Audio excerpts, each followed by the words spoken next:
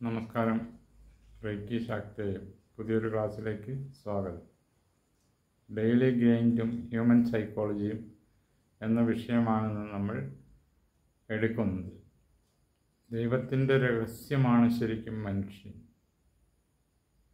അവനെ അത്ഭുതങ്ങളുടെ ഒരു അത്ഭുതമെന്ന് വിളിക്കുന്നു. മനുഷ്യ സ്വഭാവത്തേക്കാൾ ദൈവത്തെ മനസ്സിലാക്കുന്നത് ആണ് എളുപ്പം എന്ന് വേണമെങ്കിൽ പറയാം. മാത്രമല്ല, മനുഷ്യൻ്റെ പെരുമാറ്റം പ്രവചനാതീതവും ആണ്. നമ്മൾ ജനിച്ചപ്പോൾ മുതൽ തന്നെ നമ്മളുടെ അമ്മമാർ നൽകുന്ന സുരക്ഷിതത്വവും ഊഷ്മളതയും നമുക്ക് ആവശ്യമാണ്.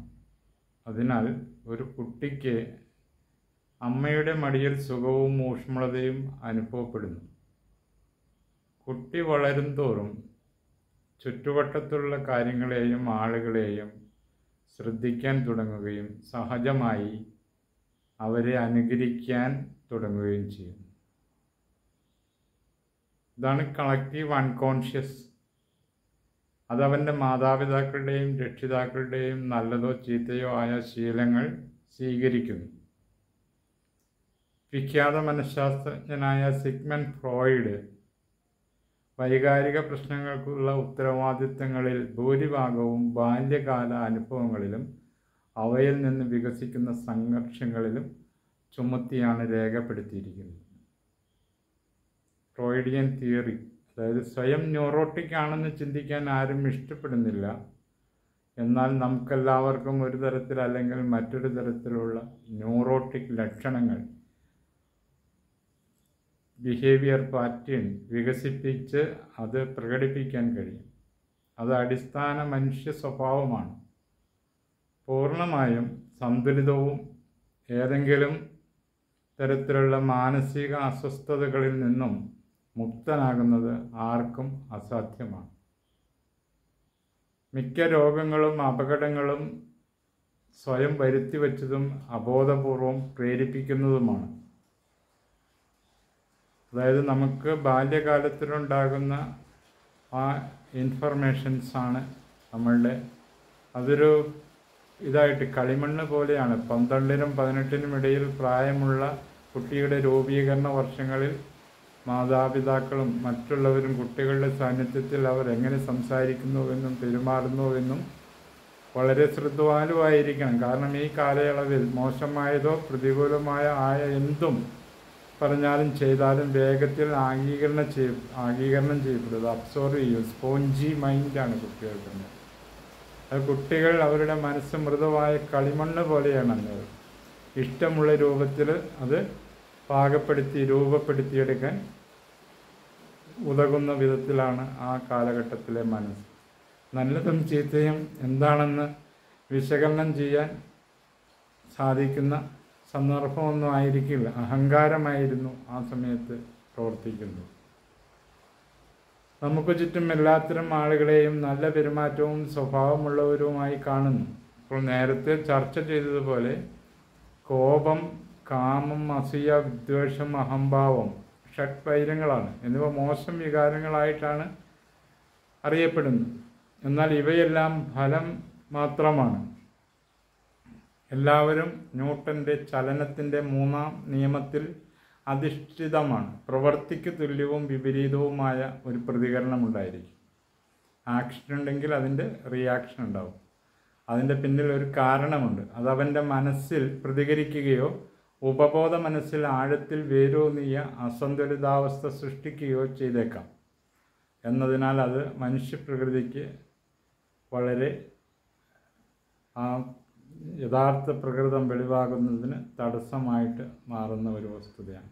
ഭയം, അമിതമായ പെരുമാറ്റം, ഹിസ്റ്റീരിയ, അമിതമായ മദ്യപാനം, ലൈംഗികാസക്തി, മയക്കുമരുന്നിൻ്റെ ആസക്തി, ഉത്കണ്ഠ, ക്ഷീണം, അപകർഷത, കോംപ്ലക്സസ്, പക്വതയില്ലാത്ത പെരുമാറ്റം, മറ്റ് മാനസിക സൊമാറ്റിക് ഡിസോർഡേഴ്സ് എന്നിവയാണ് മറ്റ് സ്വഭാവ വൈകല്യങ്ങൾ. അപ്പോൾ നല്ലൊരു സ്വഭാവം നിർമ്മിച്ചെടുക്കുന്നതിന് ഈ കാലയളവിൽ തന്നെ റേക്കി പഠിച്ച് പ്രാക്ടീസ് ചെയ്ത് കഴിഞ്ഞിട്ടുണ്ടെങ്കിൽ നമുക്ക് നമ്മളുടെ ആ ഒരു സ്വഭാവം നല്ല രീതിയിലാക്കി എടുത്തു കഴിഞ്ഞാൽ ഈ ബിഹേവിയർ പാറ്റേൺസ് അത് നല്ല രീതിയിൽ കൊണ്ടുപോയി നടക്കാൻ പറ്റുന്നു. അങ്ങനെ ഒരു നല്ലൊരു വ്യക്തിത്വം നിർമ്മിക്കാൻ റെയ്ക്കി ഉപകരിക്കുന്നു എന്ന് ഉദ്ദേശിച്ചാണ് ഈ വിഷയം ഇവിടെ പറയുന്നത്. അപ്പോൾ യഥാർത്ഥ അണുബാധകളോ പരിക്കുകളോ അല്ലെങ്കിൽ ബാക്ടീരിയയോ വൈറസോ ഒന്നുമല്ല പലതരത്തിലുള്ള രോഗങ്ങളും ഉണ്ടാക്കുന്നത്. പ്രശ്ന സാഹചര്യങ്ങളാണ് ചില രോഗങ്ങളുടെ കാരണങ്ങൾ.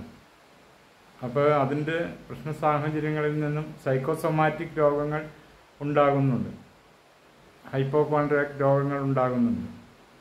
ഉദാഹരണമായിട്ട് അലർജി, സൈനസൈറ്റിസ്, എക്സിമ, അമിതവണ്ണം, മലബന്ധം, വിശപ്പില്ലായ്മ, ഹിമറോയിഡുകൾ, പെപ്റ്റിക് അൾസർ, ആസ്മ, രക്തസമ്മർദ്ദം, മൈഗ്രെയിൻ, മദ്യപാനം, വിള്ളലുകൾ, മയക്കുമരുന്നിനടിമ, ബലഹീനത, ശീഘ്രസന്നം, റിട്ടേർഡ് സ്ഖലനം, വാഗിനിറ്റീസ്, വന്ധ്യത, ഫ്രിജിഡിറ്റി, ആർത്തവവേദന, ഇതെല്ലാം സൈക്കോസൊമാറ്റിക് ആയിട്ട് വരുന്ന രോഗങ്ങളുടെ പട്ടികയിൽ വരുന്നതാണ്.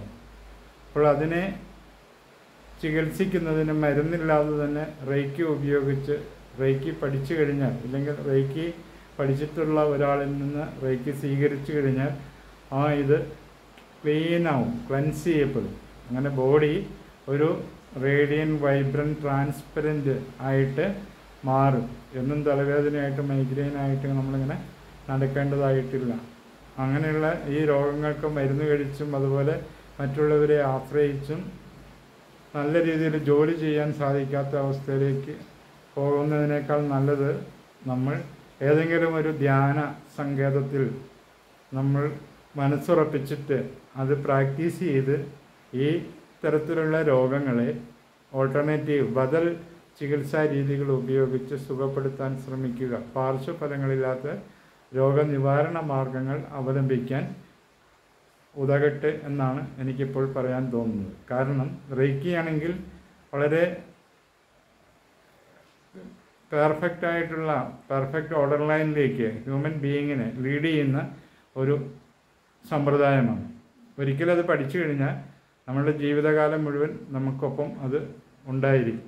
എപ്പോൾ നമുക്ക് നീഡാണോ ആ സമയത്ത് കൈവയ്ക്കുന്ന ഭാഗത്ത് തന്നെ പ്രോബ്ലമാറ്റിക് ഏരിയയിൽ ടച്ച് ചെയ്യുമ്പോൾ തന്നെ രോഗം ഡിസപ്പിയർഡ് ആകുന്നു. അപ്പോൾ സമ്മർദ്ദവും പിരിമുറുക്കവും ഉണ്ടെങ്കിൽ ഈ റെയ്ക്കി ഉപയോഗിച്ച് കഴിഞ്ഞാൽ അത് സ്ട്രെസ് മാനേജ്മെൻറ്റിന് വളരെ ഫലപ്രദമാണ്. അപ്പോൾ ശരീരത്തിൻ്റെ പ്രതിരോധം കുറഞ്ഞു പോകും.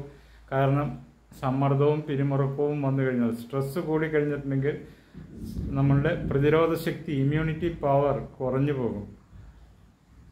ഒരു കുട്ടി ജനിക്കുമ്പോൾ തന്നെ സ്ട്രെസ്സിലാണ്. കാരണം അവന് ഭൂമിയിലേക്ക് വന്ന് പിറന്നു വീണ് സ്പേസ് സ്വീകരിച്ചു കഴിയുമ്പോൾ തന്നെ സ്ട്രെസ് ആരംഭിച്ചു തുടങ്ങുന്നു എന്നാണ് ശാസ്ത്രം പറയുന്നത്.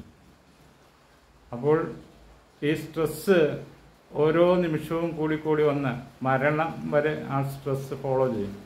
ആഫ്റ്റർ ലൈഫിൽ മരണാനന്തരവും സ്ട്രെസ്സാണെന്നാണ് പറയുന്നത്. കാരണം ഈ സോള് ഗതി വരുന്നത് വരെ ആ സ്ട്രെസ് അനുഭവിച്ചുകൊണ്ടിരിക്കും. അപ്പോൾ സ്ട്രെസ്സ് കുറഞ്ഞു കഴിഞ്ഞാൽ മാത്രമാണ് പ്രതിരോധം വർദ്ധിക്കുകയുള്ളൂ. അപ്പോൾ രോഗം സുഖപ്പെടുത്തണമെങ്കിൽ നമുക്ക് സ്ട്രെസ്സില്ലാതെ അവസ്ഥയിൽ എത്തിയതിന് ശേഷം മരുന്ന് കഴിച്ചാൽ രോഗം പെട്ടെന്ന് മാറും. അല്ലെങ്കിൽ റെയ്ക്കി ചെയ്ത് കഴിഞ്ഞാൽ രോഗം പെട്ടെന്ന് മാറും. സാംക്രമിക രോഗങ്ങൾക്ക് സാധ്യത വരുന്നത് ഈ രീതിയിലുള്ള സ്ട്രെസ് മൂലമാണ്. അപ്പോൾ കൂടുതൽ രോഗം ഉണ്ടാക്കുന്നത് വൈറസോ ബാക്ടീരിയയോ അല്ല. വൈറസിനെയും ബാക്ടീരിയയെയും വാക്സിനേഷൻ കൊണ്ടും ആൻറ്റിബയോട്ടിക്കുകൾ കൊണ്ടും മനുഷ്യൻ അതിജീവിച്ചു കഴിഞ്ഞു. അപ്പോൾ മനസ്സിലാണ് ഇതിൻ്റെ എല്ലാം ഒരു കീ നിൽക്കുന്നത്. ഈ മനസ്സ് എന്ന് പറയുന്നത് ഓറിയൻറ്റേഷൻ അസോസിയേഷൻ എന്ന മസ്തിഷ്കത്തിൻ്റെ ഇടത് വലത് സിദ്ധാന്തത്തിൽ ഊന്നിയാണ് മനസ്സിനെ ശാസ്ത്രം പരിചയപ്പെടുത്തുന്നത്. മനസ്സ് എന്ന ആശയം സങ്കീർണവും ബഹുമുഖവുമാണ്. അതായത് മനസ്സ് വളരെ ബൃഹത്തായിട്ടുള്ള ഒരു കല എന്ന് വേണമെങ്കിൽ പറയാം. എൻ്റെ അന്വേഷണത്തിലോ എൻ്റെ പരിചയത്തിലോ ലോകത്തിൽ ഒരു ഭ്രാന്തനും അറ്റാക്ക് വന്നതായിട്ടോ ക്യാൻസർ വന്നതായിട്ടോ ഞാൻ കേട്ടിട്ടില്ല. ഇതുവരെ റിപ്പോർട്ടും ചെയ്തതായിട്ട് അറിയാൻ പാടില്ല. കാരണം ആ ഭ്രാന്ത് എന്ന് പറയുന്നത് അയാളുടെ സാധാരണമായിട്ടുള്ള ഈ ജീവിതത്തിൻ്റെ ആ ഡയമെൻഷനിൽ നിന്ന് മാറിപ്പോയ ഒരു വ്യക്തിയാണ്. തന്നെയുമല്ല, അല്പസ്വല്പം ഭ്രാന്തില്ലാത്തവരും മനുഷ്യരല്ല എന്നാണ് ഫിലോസഫേഴ്സ് പറയുന്നത്. The word mental derived from the Latin word mens. Mens means to think. Think means consciousness. Consciousness means argued to soul. Argued to soul means concerning the spirit എന്നാണ് ഫിലോസഫി. അപ്പോൾ ആത്മാവുമായി സംവാദത്തിൽ ഏർപ്പെടുന്നവനാണ് മനുഷ്യൻ എന്നാണ് പറയുന്നതിനാണ്. അപ്പോൾ ഒരു സംവാദം നമ്മളുടെ ഉള്ളിൽ നടക്കുന്നുണ്ട്. ഇന്നർ ടർബുലൻസിൽ എപ്പോഴും മനുഷ്യൻ ടർബുലൻ്റാണ്. ഏതെങ്കിലും ഒരു വിഷയത്തിൽ വിശ്രാന്തി ഒരിക്കലും കൈവരിക്കാൻ മനുഷ്യന് ഇതുവരെ സാധിച്ചിട്ടില്ല എന്നുള്ളതാണ്. എല്ലാവരും പറയുന്നു, പുറമേ ഇങ്ങനെ പെയിൻ്റടിച്ച് നടക്കുന്നതല്ലാതെ എല്ലാവരും എല്ലാ സന്ദർഭങ്ങളിലും സ്ട്രെസ്സിൻ്റെ പിരിമുറുക്കത്തിൻ്റെ ആ ഒരു ടെമ്പറിലാണ് ജീവിച്ചു പോകുന്നത്. അപ്പോൾ മനസ്സെന്ന ആശയം സങ്കീർണവും ബഹുമുഖവുമാണെന്ന് പറഞ്ഞല്ലോ. തത്വചിന്തകർ ഇതിനെ പറയുന്നത് ഉണ്ട്. അതുപോലെ ന്യൂറോ സയൻറ്റിസ്റ്റുകൾ, മനഃശാസ്ത്രജ്ഞർ, ആത്മീയ പാരമ്പര്യങ്ങൾ എന്നിവയിൽ മനസ്സിനെക്കുറിച്ച് പര്യവേഷണം ചെയ്യപ്പെടുന്ന ഒരു ഹ്രസ്വ അവലോകനമാണ് നമുക്ക് ഇനി കാണേണ്ടതായിട്ട് വരുന്നത്. അതായത് മനസ്സിൻ്റെ നിർവചനം മനഃശാസ്ത്രം പറയുന്നത് മനസ്സെന്നത് ബോധപൂർവവും അബോധാവസ്ഥയിലുമുള്ളതുമായ അനുഭവങ്ങൾ, ചിന്തകൾ ഉൽപ്പാദിപ്പിക്കുന്നവയും വികാരങ്ങൾ വന്നു ചേരുന്നവയും ധാരണകൾ പരിസമാപ്തിയുടെ ബൈപ്രോഡക്റ്റുമാണ്. വൈജ്ഞാനിക പ്രക്രിയകൾ എന്നിവയുടെ സമഗ്രതയെ സൂചിപ്പിക്കുന്നു. തത്വചിന്തയിൽ പറയുന്നത് ബോധം, അതായത് സ്വയം അവബോധം, ഉദ്ദേശശുദ്ധി എന്നിവ സാധ്യമാക്കുന്ന ഭൗതികേതര സത്തയാണ് മനസ്സ് എന്ന് പറയുന്നത്. ന്യൂറോ സയൻറ്റിസ്റ്റുകൾ പറയുന്നത് മനസ്സിൻ്റെ തലച്ചോറിൻ്റെ പ്രവർത്തനം, ചിന്തകൾ ഉൽപ്പാദിപ്പിക്കപ്പെടുന്ന ആ ന്യൂറോ പാറ്റേൺസ്, തലച്ചോറിൻ്റെ പ്രവർത്തനം, ന്യൂറൽ കണക്ഷനുകൾ, അതായത് സിനാപ്റ്റിക് ട്രാൻസ്മിഷൻ എന്നിവയിൽ നിന്നാണ് മനസ്സുണ്ടാകുന്നത്. അതായത് ന്യൂറോ പാറ്റേൺസ് പോകുമ്പോൾ അതിൻ്റെ ഒരു സിനാപ്സിൻ്റെ ഇടയിലുണ്ടാകുന്ന വിടവുകളിലാണ് പാക്കറ്റ്സ് ഓഫ് എനർജി ഇത് പാസ് ചെയ്യുന്നത്. ബ്രെയിൻ നിർമ്മിച്ചിട്ടുള്ള, ബ്രെയിൻ തന്നെയല്ല സറൗണ്ടിങ്സിലുള്ള എല്ലാ എനർജി പാറ്റേൺസിനും ഈ സന്ദർഭത്തിൽ നമ്മളുടെ ബ്രെയിൻ ഫ്രീക്വൻസിയിലേക്ക് എൻട്രി ചെയ്യാനുള്ള സാധ്യതയുണ്ട്. അപ്പോൾ മൈൻഡ് പാർട്ടിക്കിളാണ് ഏറ്റവും കൂടുതൽ വേഗത്തിൽ സഞ്ചരിക്കുന്ന എനർജിയിൽ. അപ്പോൾ നമ്മളുടെ ഈ സിനാപ്സിൻ്റെ ഇടയിലേക്ക് ആണ് സറൗണ്ടിങ്സിലുള്ള മൈൻഡ് പാർട്ടിക്കിൾസ് എൻട്രി ചെയ്യുന്നത്. അപ്പോൾ മറ്റുള്ളവരുടെ ബിഹേവിയർ പാറ്റേൺസും നമുക്ക് തുടരാനുള്ള ഒരു പ്രവണത നമ്മളിൽ ഉണ്ടായിരിക്കും. അപ്പോൾ ഇതിനെ ചെറുക്കുന്നതിനുള്ള ഒരു ഈ സിനാപ്റ്റിക് ട്രാൻസ്മിഷനിലേക്ക് വേറെ എൻട്രി കടന്നു വരാതിരിക്കുന്നതിന് ഉതകുന്ന ഒരു മാർഗമാണ് റെയ്ക്കി. ഒരു കണ്ടൻസറായിട്ട് അവിടെ പ്രവർത്തിക്കും. അപ്പോൾ റെയ്ക്കി പഠിച്ച് പ്രാക്ടീസ് ചെയ്യുന്ന ഒരാളുടെ ഈ മൈൻഡ് പാർട്ടിക്കിൾസിലേക്ക്, സറൗണ്ടിങ്സിലുള്ള മൈൻഡ് പാർട്ടിക്കിൾസ് വന്നു ചേരാതെ, കയറി പ്രവർത്തിക്കാതെ ആ റെയ്ക്കി തന്നെ അതിനെ പ്രിവെൻറ്റ് ചെയ്യും, തടയും. അപ്പോൾ സ്വമേധയാ ഉള്ളിൻ്റെ ഉള്ളിൽ നിന്ന് വിരിയുന്ന ആ ശുദ്ധമായിട്ടുള്ള ബോധത്തിൽ, പ്യുവർ കോൺഷ്യസ്നെസ്സിൽ നമുക്ക് ലയിച്ച് ശരിയായ തീരുമാനം ശരിയായ സമയത്ത് എടുക്കാനും പ്രവൃത്തിപഥത്തിൽ കൊണ്ടുവരാനും നമുക്ക് സാധിക്കും എന്നുള്ളതാണ് റെയ്ക്കി പഠിച്ചാലുള്ള പ്രയോജനം. അപ്പോൾ മനസ്സിൻ്റെ വശങ്ങളെക്കുറിച്ച് ന്യൂറോ സയൻറ്റിഫിക് ഇത് പറഞ്ഞ് മനസ്സിലായല്ലോ. ഇനി മനസ്സിൻ്റെ വശങ്ങൾ ബോധം, ആന്തരികവും ബാഹ്യവുമായ അനുഭവങ്ങളെക്കുറിച്ചുള്ള അനുഭവം, ചിന്ത, യുക്തിവാദം, പ്രശ്നപരിഹാരം, തീരുമാനമെടുക്കൽ എന്നിവ ഉൾപ്പെടെയുള്ള വൈജ്ഞാനിക പ്രക്രിയകൾ, വികാരങ്ങൾ, വികാരാധീനമായ അനുഭവങ്ങൾ, പെർസെപ്ഷൻ, സെൻസറി വിവരങ്ങളുടെ വ്യാഖ്യാനം, ഓർഗനൈസേഷൻ, അതായത് ഓർമ്മ, വിവരങ്ങളുടെ സംഭരണവും വീണ്ടെടുക്കലും, ഭാവന, മാനസിക ചിത്രങ്ങളും സാഹചര്യങ്ങളും സൃഷ്ടിക്കാനുള്ള കഴിവ്, ഉദ്ദേശം, ലക്ഷ്യബോധമുള്ള പെരുമാറ്റത്തിനും തീരുമാനങ്ങൾ എടുക്കുന്നതിനുള്ള ശേഷി എന്നിവയാണ് മനസ്സിൻ്റെ ഈ ന്യൂറോ സയൻറ്റിസ്റ്റുകൾ വിശകലനം ചെയ്ത് പറയുന്നത്. അപ്പോൾ മനസ്സിൻ്റെ സിദ്ധാന്തങ്ങൾ ദ്വൈതവാദത്തിൽ മനസ്സും ശരീരവും വെവ്വേറെ അസ്തിത്വങ്ങളായിട്ടാണ് പറയുന്നത്. ഉദാഹരണം, കാർട്ടീഷ്യൻ ദ്വൈതവാദം പറയുന്നു അങ്ങനെ. മോനിസം പറയുന്നത് മനസ്സും ശരീരവും പരസ്പരം ബന്ധപ്പെട്ടിരിക്കുന്നു, മസ്തിഷ്ക പ്രവർത്തനത്തിൽ നിന്ന് മനസ്സ് ഉയർന്നു വരുന്നു. ഉദാഹരണം, ഭൗതികവാദം, ഭൗതികത. ഫങ്ഷണലിസം പറയുന്നത് ഭൗതികമായ അഡിസ്ട്രേറ്റ് പരിഗണിക്കാതെ മനസ്സിനെ അതിൻ്റെ പ്രവർത്തന ഗുണങ്ങളാൽ നിർവചിക്കപ്പെടുന്നു. പാൻസൈക്കിസം മനസ്സ് പോലുള്ള ഗുണങ്ങൾ അടിസ്ഥാനപരവും പ്രപഞ്ചത്തിൽ സർവവ്യാപിയുമാണെന്ന് പറയുന്നു. കിഴക്കൻ വീക്ഷണങ്ങൾ എന്താണെന്ന് വെച്ച് കഴിഞ്ഞാൽ, ബുദ്ധമതം പറയുന്നത് മനസ്സ് എപ്പോഴും മാറിക്കൊണ്ടിരിക്കുന്ന പരസ്പര ബന്ധിതമായ ഒരു പ്രക്രിയയാണ്. അദ്വൈത വേദാന്തം പറയുന്നത് മനസ്സ് ഒരു മിഥ്യയാണ്, ആത്യന്തിക യാഥാർത്ഥ്യം ശുദ്ധമായ ബോധമാണ്. താവോയിസം പറയുന്നത് മനസ്സ് പ്രകൃതി ലോകത്തിൻ്റെ അവിഭാജ്യ ഘടകമാണ്, ഐക്യവും സന്തുലിതാവസ്ഥയും വഴി നയിക്കപ്പെടുന്ന വിഷയങ്ങളിൽ ഉടനീളം നടന്നുകൊണ്ടിരിക്കുന്ന സംവാദങ്ങളുടെയും അന്വേഷണങ്ങളുടെയും പര്യവേഷണങ്ങളുടെയും ഒരു കലയാണ് എന്നാണ് ഈ താവോ ഓഫ് ഫിസിക്സ് പറയുന്നത്. അതുപോലെ യോഗ ചിത്തവൃത്തി നിരോധ, യോഗത്തിൽ പറയുന്നത് ചിത്തവൃത്തി നിരോധം, അതിനെയാണ് നാം റെയ്ക്കിയിലും ഉൾക്കൊണ്ടിട്ടുള്ളത്. ചിത്തവൃത്തി നിരോധത്തിലൂടെയാണ് മനസ്സിൻ്റെ പ്രവർത്തനങ്ങളെ നിയന്ത്രിക്കുന്നതിനെയാണ് യോഗം എന്നുകൊണ്ട് ഉദ്ദേശിക്കുന്നത്. മനസ്സ് ദൃശ്യമോ മൂർത്തമോ അല്ല, മസ്തിഷ്കത്തെ പോലെ ഭൗതിക ശരീരത്തിലില്ല, ജ്യോതിഷ ശരീരത്തിലാണ്. അപ്പോൾ ഭൗതിക ശരീരത്തിൽ ഇല്ല എന്ന് പറഞ്ഞു കഴിഞ്ഞു മനസ്സ്, അത് യോഗം പറഞ്ഞു കഴിഞ്ഞു. അത് ജ്യോതിഷ ശരീരത്തിലാണ്, ഇൻവിസിബിൾ ബോഡിയിലാണ്, ഓറയിലാണ് മനസ്സ് കുടികൊള്ളുന്നത് എന്നാണ് ആ അദ്വൈത വേദാന്തം പറയുന്നത്, യോഗത്തിൽ പറയുന്നത്.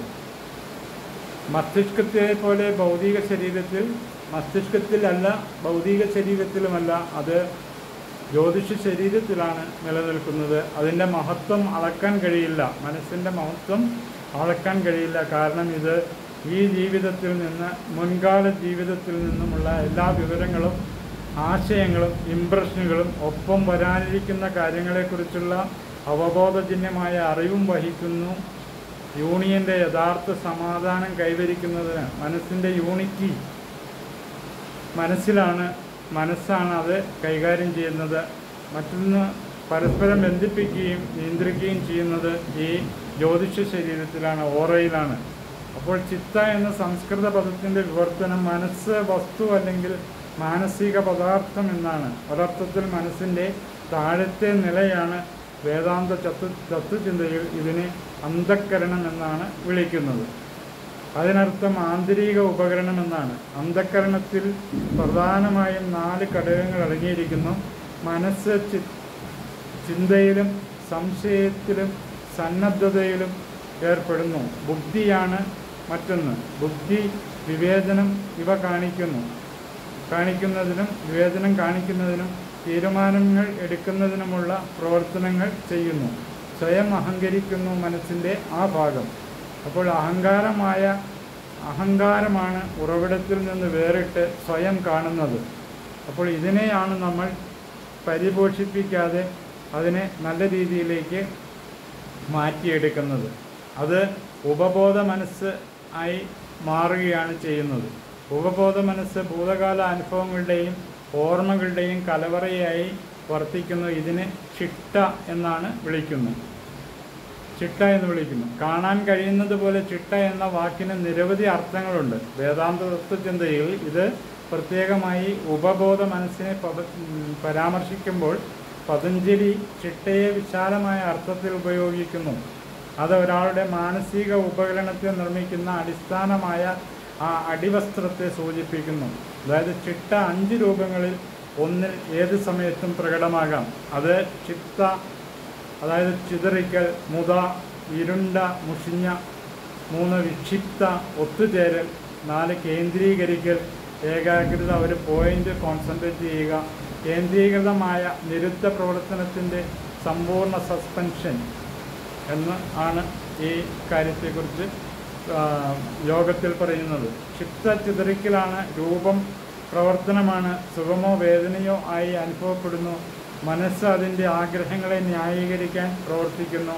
അനന്തരഫലങ്ങളെക്കുറിച്ച് ശ്രദ്ധിക്കുന്നില്ല. ഇതൊരു ഫ്രാങ്ക്ഫർട്ടിനെ കുറിച്ച് ചിന്തിക്കുന്നു. അതായത് നമുക്ക് സുഖവും ദുഃഖവും നൽകുന്നത് മനസ്സാണ്, അല്ലെങ്കിൽ ഒന്നുമില്ല. ഈ മനസ്സ് ഉള്ളത് കൊണ്ടാണ് നമുക്ക് സുഖവും ദുഃഖവും അനുഭവപ്പെടുന്നത്. അതായത് സുഷുപ്തി, ജാഗ്രത്, സ്വപ്നം എന്നിത്യാദി കാരണങ്ങൾ, വിസിബിൾ വേൾഡിലുള്ള എല്ലാത്തരം സാന്നിധ്യങ്ങളും തിരിച്ചറിയുന്നതും ഈ മനസ്സിൻ്റെ പ്രവർത്തനം കൊണ്ടാണ്. അപ്പോൾ മനസ്സ് മാനസികാവസ്ഥയിൽ കഷ്ടപ്പാടുകൾ കാണാനും ഉണ്ടാക്കാനും സന്തോഷത്തെ നിരാകരിക്കാതിരിക്കാനുമുള്ള പ്രവണതയുമാണ് മനസ്സിനുള്ളത്.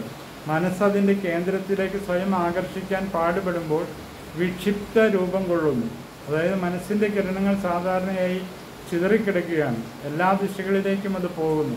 അപ്പോൾ എല്ലാ ദിശയിലേക്കും പാഞ്ഞു പോയിക്കൊണ്ടിരിക്കുന്ന മനസ്സ് നമുക്ക് നമ്മളുടെ കേന്ദ്രത്തിലേക്ക്, സത്താവബോധത്തിലേക്ക് തിരിച്ചു പിടിക്കാനുള്ള ഒരു ഉപാധിയാണ് റെയ്ക്കി പഠിച്ച് പ്രാക്ടീസ് ചെയ്യുക എന്നുള്ളത്. ഏകാഗ്രതാവസ്ഥയിലായിരിക്കുമ്പോൾ അത് ഏകാഗ്രതയുള്ളതാണ്. റെയ്ക്കി ചെയ്യുമ്പോൾ ഏകാഗ്രത തനിയെ വന്നു ചേരുന്നു. അതൊടുവിൽ പരമമായ അവസ്ഥയിലേക്കും നിരുദ്ധത്തിലേക്കും നയിക്കുന്നു. അവിടെ പ്രവർത്തനം നിർത്തിവച്ചിരിക്കുന്നു. കർമ്മവിമുഖത, സമാധിപരമായ ആനന്ദത്തിൻ്റെ അനുഭവമാണ് ഈ ചിട്ട എന്ന് പറയുന്ന അവസ്ഥയിലേക്ക് എത്തിച്ചേരുമ്പോൾ ഒരു ഉപാസകന് സംജാതമാകുന്നത്. അങ്ങനെ മനസ്സിൻ്റെ പശ്ചാത്തലമാണ് ചിട്ട. ചിന്തകളുമായി താരതമ്യപ്പെടുത്താവുന്ന തിരമാലകൾ ഉയരുകയും വീഴുകയും ചെയ്യുന്ന ഒരു തടാകം പോലെയാണിത്. ഈ ചിന്താതരംഗങ്ങളെ വൃത്തികൾ എന്ന് വിളിക്കുന്നു.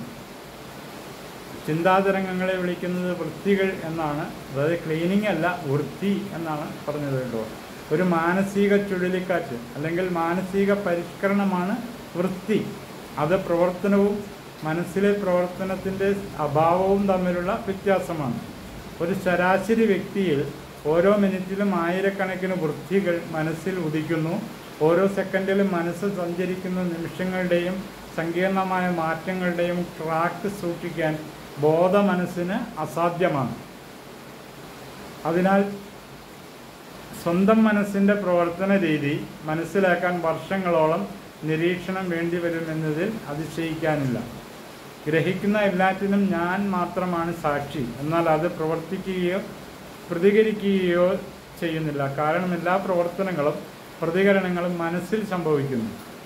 വൃത്തികളായി അത് പ്രത്യക്ഷപ്പെടുന്നു. പ്രപഞ്ചത്തിലെ ഏറ്റവും ശക്തമായ ശക്തിയായ ചിന്തയാണ് എല്ലാ പ്രവർത്തനങ്ങളും ആരംഭിക്കുന്നത്. ഭൗതിക തലത്തിൽ നടത്തുന്ന പ്രവർത്തനം മനസ്സിൻ്റെ ആന്തരിക പ്രവർത്തനങ്ങളുടെ ഒരു കണ്ണാടി മാത്രമാണ്. യഥാർത്ഥ്യമെന്ന് അനുമാനിക്കുന്നത് ഓരോ വ്യക്തിയും ജീവിക്കുന്ന ഭൗതിക അന്തരീക്ഷം മനസ്സിൻ്റെ ഒരു പ്രൊജക്ഷൻ മാത്രമാണ്. സത്യത്തിൽ അനേകം മാനസിക പരിഷ്കാരങ്ങൾ, വൃത്തികൾ നിയന്ത്രിതമായിരിക്കുമ്പോൾ ലോകത്തിൻ്റെ വരവും പോക്കും ഒരുവനെ ബാധിക്കുകയില്ല. കൂടാതെ സ്വന്തം അചഞ്ചലമായ ശുദ്ധിയോടെ പ്രകാശിക്കുകയും ചെയ്യുന്നു. റെയ്ക്കി ഈ ഒരു സ്വയം പ്രകാശിത, സ്വപ്രഖ്യാപിത ഒരു ഡിവൈൻ ബ്ലെസ്സിങ് ഹാൻഡ്സ് അച്ചീവ് ചെയ്യുന്നതിനുള്ള ഒരു മെത്തഡോളജിയാണ്. അതൊരു ബദൽ ചികിത്സാ രീതിയാണ്. എല്ലാവരും പഠിച്ച് പ്രാക്ടീസ് ചെയ്യുക. നന്ദി, നമസ്കാരം. വീട്ടിൽ